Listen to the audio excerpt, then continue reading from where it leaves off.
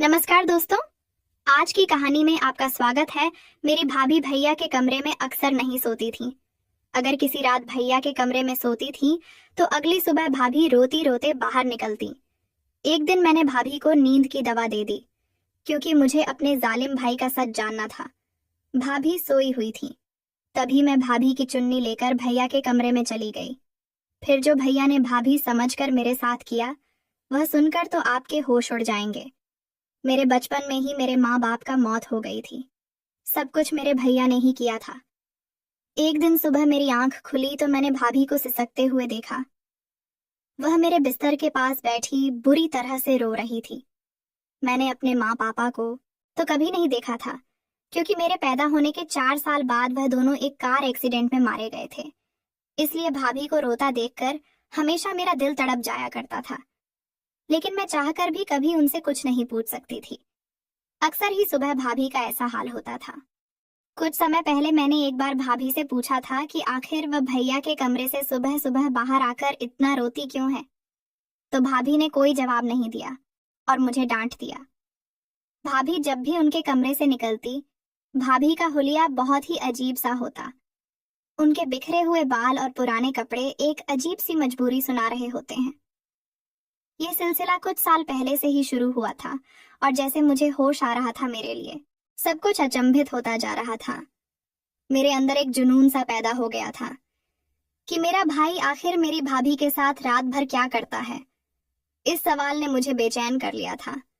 मैं 17 साल की हो चुकी थी और अब बहुत सी बातें अच्छी तरह से समझने लगी थी। भाभी का रोता चेहरा देखकर मुझे किसी की मजबूरी की चेतावनी लगती थी।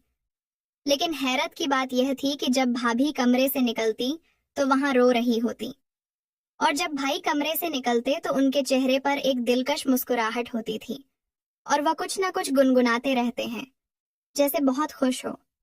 और भाभी का हाल ऐसा होता था कि भाभी भैया के कमरे से निकलने के बाद दोबारा उनके सामने जाने से भी डरती थी।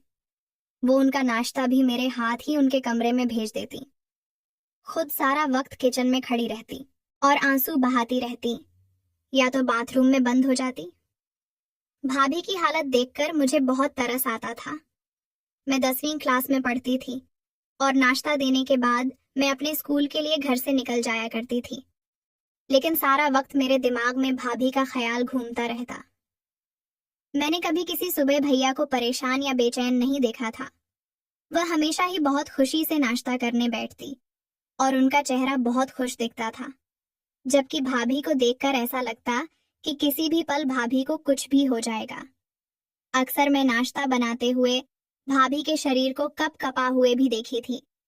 मेरा दिल चाहता था कि मैं भाभी से पूछूं कि भाई रात को उनके साथ ऐसा क्या करते हैं जो उनका इतना बुरा हाल हो जाता है।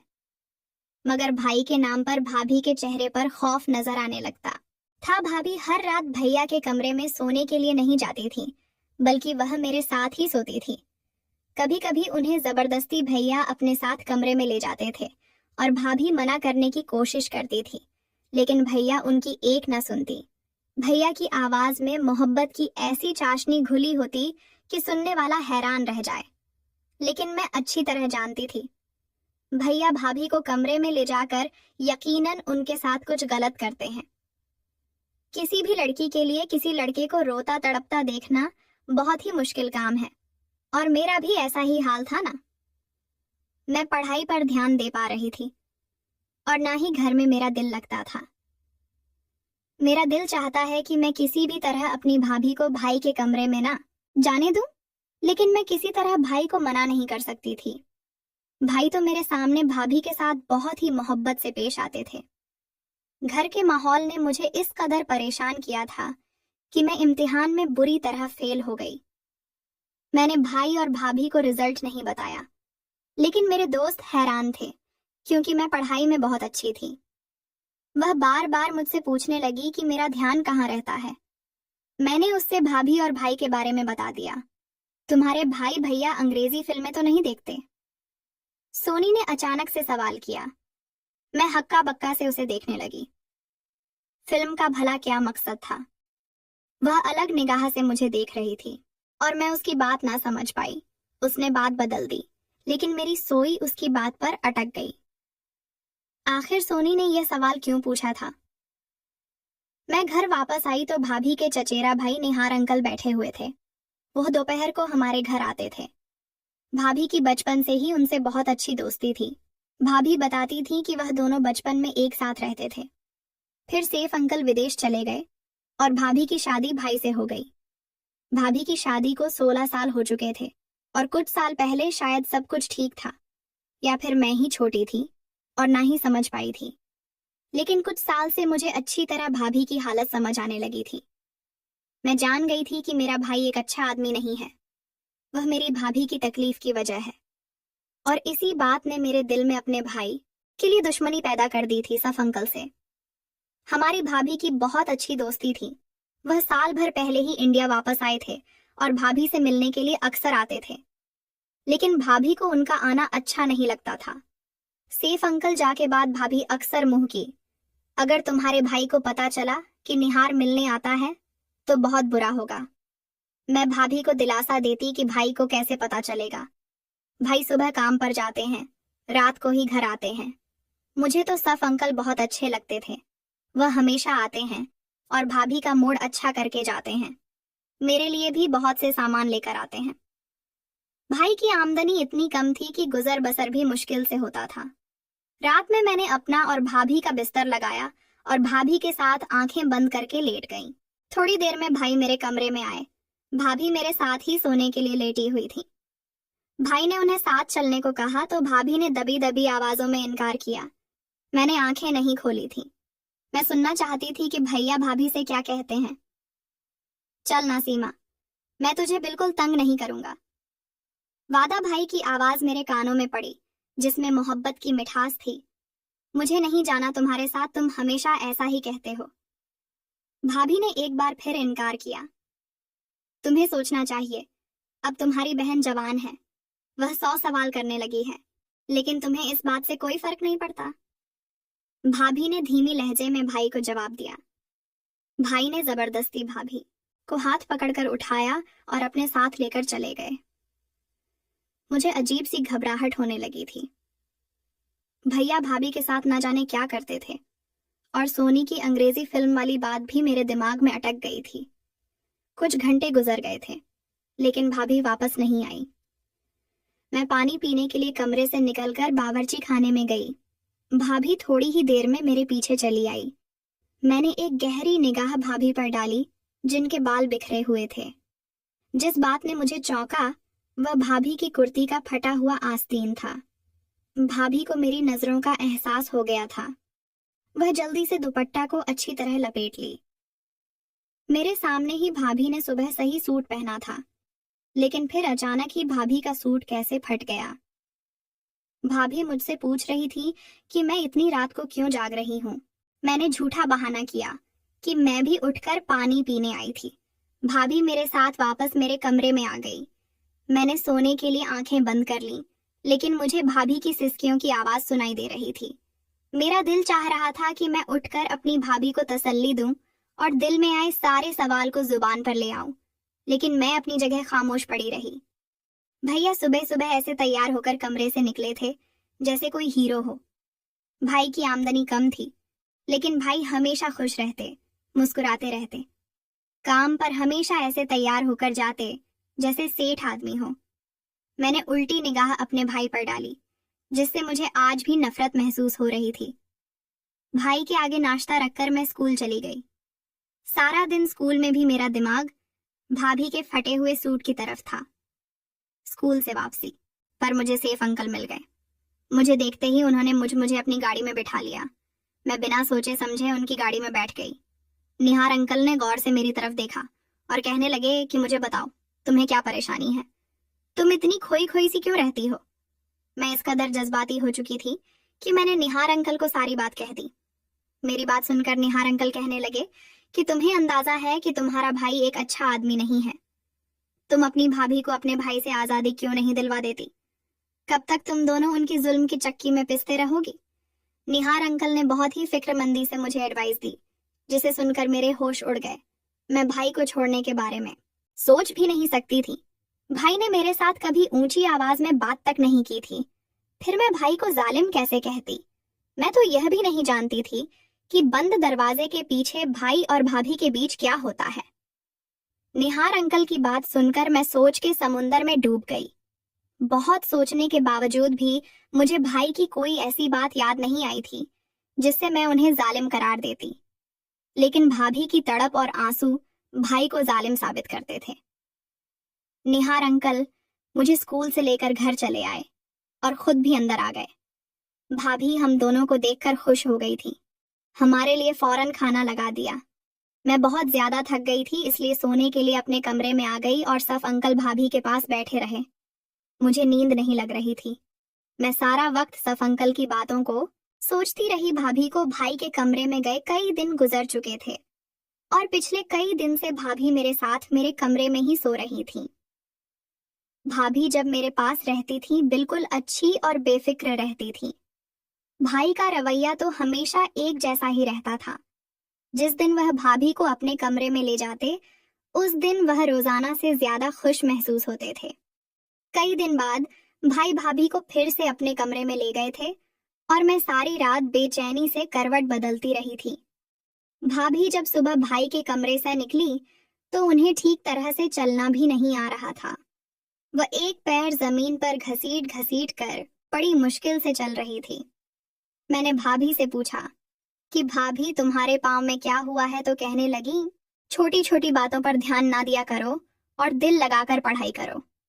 अगर तुम्हारा रिजल्ट अच्छा नहीं आया तो तुम्हारे भाई उसका जिम्मेदार भी मुझे ही समझेंगे। भाभी की आंखों से टिप टिप आंसू गिरने लगे और भैया के लिए नाश्ता बनाने चली गई। उसके बाद दोबारा किचन से बाहर ना आई। मैं भाभी को नाश्ता देने के बाद भैया के पास गई। उन्हें नाश्ता दिया तो भैया मुझसे मेरी पढ़ाई के बारे में पूछने लगे। भैया के लहजे में इतना सहज था कि भैया की इस डगली तबीयत पर हैरान रह गई थी। मैं भैया किसी तरह भी सख्त जालिम नजर नहीं आते थे, बल्कि भाभी की हालत चीख छक कर भैया के जुल्म की दास्तां सुना थी। मैंने भाई से कहा कि मुझे भाभी के बगैर नींद नहीं आती और वह भाभी को रात को अपने कमरे में ना बुलाया करे। मेरी बात सुनकर भैया मुस्कुराने लगे। कहने लगे, मैं तो कभी कभी तुम्हारी भाभी को अपने पास बुलाता हूँ। मेरा भी तुम्हारी भाभी पर हक है और मैं उससे बहुत मोहब्बत करता हूँ। भैया की बात सुनकर मेरा खून खोल उठा था, क्योंकि उनकी मोहब्बत के नज़ारे में आए दिन देख करती थी। लेकिन भैया से कुछ बोलने के बारे में मैं सोच भी नहीं सकती थी, इसलिए खामोशी से स्कूल के लिए चली गई। स्कूल में टीचर पढ़ाते हुए हमें समझा रही थी कि कभी भी पूरा सच जाने बगैर कोई फैसला नहीं करना चाहिए। आधा सच हमेशा बहुत खतरनाक होता है, जो इंसान को बर्बाद करके रख देता है। टीचर की बात ने मेरे दिमाग की एक और खिड़की खोल दी थी। मैंने सोच लिया कि मैं भैया का पूरा सच जानकर रहूंगी और फिर अपनी भाभी को भाई से आजादी दिलवा दूंगी। शेफ अंकल ने मुझसे वादा किया था कि वह हर वक्त मेरी मदद करने को तैयार रहेंगे। मेरी भाभी बिल्कुल मेरी जैसी थी। मैं उम्र में 16 साल की थी, लेकिन शरीर में लवाई में बिल्कुल अपनी भाभी की तरह थी। अगली रात मैंने खुद ही अपनी भाभी को नींद की दवा देकर सुला दिया और खुद अपनी भाभी की चुन्नी ओढ़कर भाई के कमरे में चली गई। भाई के कमरे में एक छोटा सा बल्ब जल रहा था।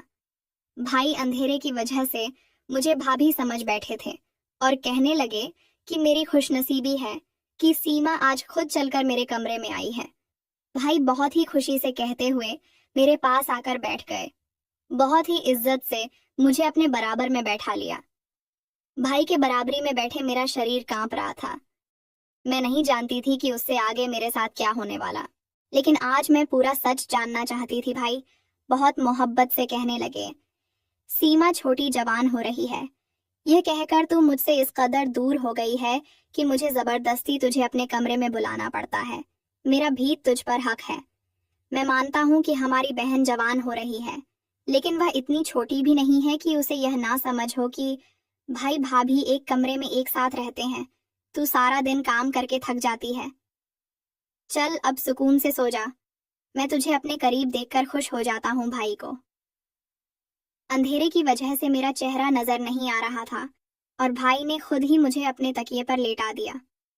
वह बहुत आहिस्ता आहिस्ता बातें करने लगे। वह कह रहे थे कि अपनी आमदनी का कुछ हिस्सा उन्होंने जमा कर लिया है जिससे वहां मेरी शादी करेंगे। उसके बाद जो कुछ भाई ने कहा वह सुनकर मेरे होश उड़ गए। वह कह रहे थे, मैं जानता हूं कि निहार ने एक बार फिर हमारे घर का रास्ता देख लिया है, लेकिन सीमा, मैं तुझे बता दूं कि वह इंसान ठीक नहीं है और ना ही उसकी नीयत अच्छी है। पहले भी एक बार वो तुझे बर्बाद करने की कोशिश कर चुका है और अब तो हमारे घर जवान बहन भी है। इसीलिए तो एहतियात का दामन थाम के रखना। भाई को अभी तक मालूम नहीं था कि मैं भाभी नहीं बल्कि उनकी बहन हूं। और कुछ ही देर बाद भाई को नींद लग गई। काफी देर तक मैं दम साधे भाई के पास बैठी थी, लेकिन भाई तो बहुत गहरी नींद सो चुके थे। मैं खामोशी से उठकर कमरे से बाहर निकल आई। भाई ने कुछ भी ऐसा नहीं किया था जिससे मुझे कुछ भी समझ आता। भाई तो बहुत बदइज्जत और एहतराम से बात किए और सो गए। फिर भाभी ऐसा क्यों करती है? इसलिए निहार अंकल और भाभी को लेकर मेरे दिल में बहुत से सवाल पैदा हो चुके थे। अगली सुबह भाई रोजाना की तरह थे और उनका चेहरा ऐसा था जैसे भाभी के साथ रात गुजारने के बाद हुआ करता था। मैं खामोशी से भाई को जायजा ले रही थी, लेकिन मुझे भाई के रवैये में कोई बदलाव नजर नहीं आ रहा था। स्कूल से वापस लौटी तो घर के बाहर ही सफ अंकल की गाड़ी खड़ी हुई थी। मैं हमेशा दूर से सलाम करके घर में आती थी, लेकिन आज मैं चोरों की तरह दबे पांव घर में घुस गई। भाभी और निहार अंकल मेरे कमरे में एक साथ बैठे बातें कर रहे थे। उन्हें मेरी मौजूदगी का एहसास नहीं था। जो कुछ मैंने अपने कानों से सुना वह सुनकर मेरे होश उड़ गए थे। मैं सोच भी नहीं सकती थी कि वह सच जिसे जानने के लिए मैं बेताब थी इस कदर भयानक है। भाभी निहार अंकल से हंस हंस कर कह रही थी कि मैंने अपनी ननंद के दिल में उसके भाई के खिलाफ पूरी तरह नफरत का बीज बोया है और अब वह दिन दूर नहीं जब मेरी ननंद अपने भाई के खिलाफ खड़ी हो जाएगी। वह जबरदस्ती मुझे अपने साथ इस रिश्ते में बांध कर रखा हुआ है, लेकिन अब मैं आजादी चाहती हूँ। वह मुझे कमरे में लेकर जाता है और मुझसे बातें करते करते ही सो जाता है, लेकिन जैसे ही मैं बाहर निकलती हूँ तो अपना हुलिया खुद ही खराब कर लेती हूँ। मैंने छोटी के दिल में ये बात अच्छी तरह बैठा दिया है कि उसका भाई मुझ पर जुल्म करता है। एक दिन तो मैंने खुद ही अपनी सूट का आस्तीन फाड़ डाला। मैं चाहती हूँ कि जब मैं उससे आजादी की बात करूँ तो मेरी ननंद मेरी ढाल बन जाए और मुझे अपनी ननंद को छोड़कर उसके घर से ना निकलना पड़े। छोटी तो दुनिया को मेरी बेगुनाही और अपने भाई के जुल्म की दास्तां सुना देगी और मैं छोटी को लेकर तुम्हारी जिंदगी में शामिल हो जाऊंगी। निहार अंकल हंसते हुए कहने लगे कि हाँ, मैंने छोटी से भी कह दिया है कि उसे जब भी मेरी मदद की जरूरत होगी मैं चला आऊंगा। भाभी साफ अंकल से कहने लगी कि पहले की तरह तुम मेरे साथ बेवफाई ना करना। एक बार पहले भी तुम मुझे बीच रास्ते में छोड़कर चले गए थे। उस वक्त मेरे पति ने मुझे माफ करके अपनाया था। निहार अंकल मेरी भाभी का हाथ पकड़कर कहने लगी कि मैंने बहुत मजबूरी में तुम्हारा साथ छोड़ा था, क्योंकि मेरे घर वाले इस बात के लिए बिल्कुल खिलाफ थे कि मैं एक शादीशुदा औरत से रिश्ता करूं, लेकिन अब मुझे रोकने वाला कोई नहीं है। मैं पूरे दिल से तुम्हें अपना आंगा और तुम्हारी ननंद को अब हम अच्छे दामों में विदेश में बेच देंगे। बस छोटी को किसी भी तरह यह सच पता ना चले कि उसका भाई जालिम नहीं बल्कि हम उसे जालिम साबित करना चाहते। एक छोटी ही है जो हम दोनों को एक करवा सकती है। भाभी ने निहार अंकल को यकीन दिला दिया कि सब कुछ वैसा ही होगा जैसे उन दोनों ने सोच रखा है। वह दोनों हंसते हंसते थक चुके थे और मेरे कदमों तले जमीन निकल गई थी। मेरी भाभी सिर्फ मुझे ही नहीं बल्कि मेरे भाई को भी पूरी तरह धोखा दे रही थी और वहां मेरे भाई के घर में बैठकर एक दूसरे आदमी के साथ मिलती थी और नए रिश्ते की बातें कर रही थी। मुझे भाई की बात याद आ गई कि निहार ने पहले भी हमारा घर उजाड़ने की कोशिश की थी। मैं बहुत कुछ जान चुकी थी, इसलिए कमरे के अंदर दाखिल हो गई। मुझे देखकर भाभी और शफ अंकल चौंक उठे, लेकिन थोड़ी देर में उन्होंने अपने आप पर काबू पा लिया। निहार अंकल ने मेरी तरफ चॉकलेट बढ़ाई। मैंने चॉकलेट पकड़ने के बजाय भाभी की शक्ल देखी और सख्त लहजे में भाभी से पूछा कि आपको मुझे बताना पड़ेगा कि आखिर आपको भाई से क्या मसला है। भाभी जान चुकी थी कि उनके झूठ का पोल खुल चुका है, इसलिए बिना इसके भाभी ने मुझे पूरा सच बता दिया। भाभी शादी से पहले अंकल से मोहब्बत करती थी, लेकिन निहार अंकल ने उनसे शादी करने के बजाय विदेश जाकर नौकरी करने लगे और भाभी की मोहब्बत को छोड़कर अपना करियर चुन लिया था। बचपन की मोहब्बत में अपना रंग कच्चा ना होने दिया और भाभी के दिल में शेफ अंकल की मोहब्बत का रंग बचा रहा। भाभी के घर वालों ने भाभी के लिए भाई को पसंद कर लिया। भाभी जवान और खूबसूरत थी, जबकि भाई उम्र में न साल बड़े थे, और भाई आम शक्ल सूरत के मालिक थे, जबकि निहार अंकल हैंडसम थे। भाभी के लिए भाई का रिश्ता घर वालों घर की मर्जी से था, और भाभी ने अपने घर वालों की जबरदस्ती पर भाई से शादी तो कर ली थी, लेकिन वह कभी भी भाई को दिल से अपना नहीं पाई थी। जबरदस्ती का यह रिश्ता भाभी के लिए किसी बोझ की तरह था, लेकिन भाभी इस रिश्ते को किसी तरह चला रही थी कि तभी भाभी की शादी के कुछ साल बाद निहार अंकल विदेश से कुछ दिन के लिए वापस आए, तो उनके दिल में भाभी को देखकर एक बार फिर से जज्बात जाग उठे। भाभी भी बचपन की मोहब्बत और अपने जज्बात के हाथों मजबूर होकर सफ अंकल से चुपके मुलाकातें करने लगी। लेकिन कुछ ही दिनों में ये बात भाभी की बड़ी मम्मी को पता चल गई, और उन्होंने सारे खानदान में भाभी की इज्जत को उछालना शुरू कर दिया। भाई भाभी से सच्ची मोहब्बत करते थे, इसलिए उन्होंने भाभी को बदनामी से बचा लिया और इस सारी बातों को झूठा साबित कर दिया। जब भाई ने भाभी का साथ दिया, तो सारा खानदान अपने आप ही खामोश हो गया। बड़ी मम्मी के हाथ मेरी भाभी तो न आ सकी, लेकिन उन्होंने निहार अंकल पर शक्ति की और उन्हें जबरदस्ती वापस भेज दिया। मोहब्बत का जोश जंग की तरह बैठ गया था। अब 1 साल पहले निहार अंकल ने दोबारा जिंदा कर दिया। अंकल हमेशा के लिए इंडिया आ गए थे, और एक बार फिर वह भाभी के पीछे दीवाने हो गए थे। भाभी को तो पहले ही दिन से भाई पसंद नहीं थी। हमारे हालात भी कुछ अच्छे नहीं थे, जबकि निहार अंकल के पास विदेश का पैसा था और भाभी के लिए भाई को छोड़ना कुछ मुश्किल नहीं था। लेकिन दिक्कत यह थी कि भाई मुझसे भी बहुत मोहब्बत करते थे और भाभी मुझे अपने साथ विदेश ले जाना चाहती थी। इसलिए भाभी ने जानबूझकर ये सारा खेल रचाया और मेरी नजरों में भाई को गलत साबित कर दिया। भाभी हमदर्दी बटोरकर मुझे अपने साथ ले जाना चाहती थी, इसीलिए हमारे सामने भाई को जालिम साबित किया और खुद बेचारी बनकर रहने लगी। इतने साल से मैं यही सोच रही थी कि भाई तो कभी ऊंची आवाज में हमसे बात तक नहीं किए, फिर वह बंद कमरे में भाभी पर जुल्म कैसे कर सकते हैं। मैंने भाभी से साफ साफ कह दिया कि अगर आपको उसके घर जाना है तो आप जा सकती हैं, लेकिन मैं अपने भोले भाले और वफादार भाई को नहीं छोड़ सकती। सैप अंकल जो पहले ही भाभी को 2 बार छोड़ चुके थे, भाभी उनसे न जाने कैसे तीसरी बार उम्मीद लगाकर बैठी थी। मुझे निहार अंकल की आंखों में आज पहली बार अपने लिए सिर्फ और सिर्फ ख्वाहिश दिखाई दी थी, और मैं जान गई थी कि उस ख्वाहिश को पूरा करने के बाद भाभी उनके किसी काम की ही नहीं रहेंगी। भाभी ने मुझे आगे के सुहाने सपने दिखाकर इस बात के लिए मजबूर किया था कि मैं उनके साथ चल पऊं और भाई को छोड़ दूं। लेकिन मेरे भाई को छोड़ना इतना आसान नहीं था, और मेरे लिए मेरे भाई ही सब कुछ था। अगर मेरे सामने सारा सच ना आता तो शायद मैं कुछ गलत फैसला कर बैठती। लेकिन ऊपर वाले का शुक्र है कि मैंने अपनी आंखों से सब कुछ देखा था और कानों से सुना था। लेकिन भाभी अंकल के साथ जाने के लिए राजी थी। लेकिन जब निहार अंकल ने देखा कि मैं किसी तरह उनके काबू में नहीं आऊंगी और ना ही भाभी के साथ चलू लूंगी, तो एक बार फिर भाभी से अपनी राह जुदा करके भाभी को छोड़ गए थे। भाभी को पता चला था कि निहार अंकल भाभी को भी विदेश ले जाकर बेचने वाले थे, और मेरे साथ भाभी के अच्छे दान मिल रहे थे। लेकिन जब खरीदार को पता चला कि मैं उनके काबू में नहीं आई हूं, तो उन्होंने भाभी को खरीदने से मना कर दिया। वह बहुत ही चालाक और मक्कार इंसान थे। उन्होंने मेरी भाभी की मोहब्बत को पूरी तरह अपने फायदे के लिए इस्तेमाल करने का सोचा था।